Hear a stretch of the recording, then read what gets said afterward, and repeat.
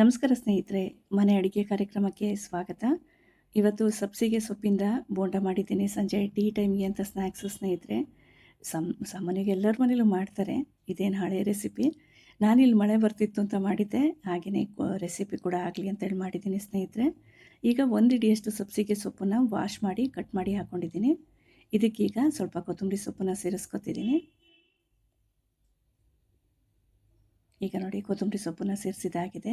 ಒಂದು ದೊಡ್ಡ ಈರುಳ್ಳಿನ ಸಣ್ಣ ಸಣ್ಣದಾಗಿ ಕಟ್ ಮಾಡಿ ಹಾಕ್ಕೊಂಡಿದ್ದೀನಿ. 2 ಕಡ್ಡಿಯಷ್ಟು ಕರಿಬೇವಿನ ಸೊಪ್ಪನ್ನು ಕಟ್ ಮಾಡಿ ಹಾಕ್ಕೊಳ್ತಿದ್ದೀನಿ. ಒಂದು ಅರ್ಧ ಟೇಬಲ್ ಸ್ಪೂನಷ್ಟು ಜೀರಿಗೆ ಸೇರಿಸ್ಕೊಂಡಿದ್ದೀನಿ. 2 ಸಣ್ಣ ಸಣ್ಣ ಹಸಿರು ಮೆಣಸಿನ್ಕಾಯಿನ ಕಟ್ ಮಾಡಿ ಸೇರಿಸ್ಕೊಂಡಿದ್ದೀನಿ. ತುರಿದಿರೋ ಶುಂಠಿನ ಸೇರಿಸ್ಕೊಂಡಿದ್ದೀನಿ. ಅದಾದಮೇಲೆ ಈಗ ಕಡಲೆ ಹಿಟ್ಟನ್ನು ಫಸ್ಟು 1 ಬೌಲಷ್ಟು ಸೇರಿಸ್ಕೊಂಡಿದ್ದೀನಿ.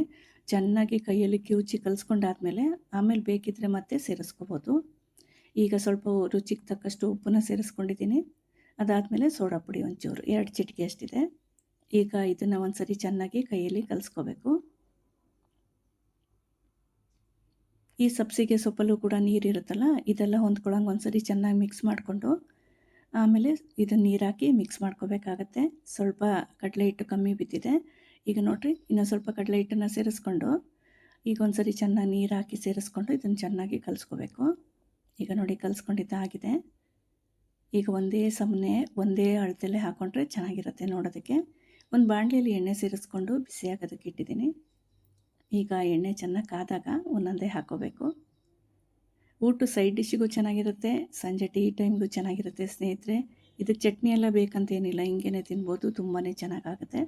ಸಾಮಾನ್ಯವಾಗಿ ಹಳೆ ರೆಸಿಪಿ ಇದು. ಆಗಾಗ ಮಾಡ್ತಾ ಇರಬೇಕಲ್ವ, ಮನೆಯಲ್ಲೂ ಕೂಡ ಇಷ್ಟ ಆದಾಗ ಹಾಗಾಗಿ ಮಾಡಿರೋದು. ತುಂಬ ಚೆನ್ನಾಗಾಗಿತ್ತು. ನೀವು ಕೂಡ ಒಂದು ಸರಿ ಮಾಡ್ಕೊಳ್ತೀನಿ. ನಮಸ್ಕಾರ.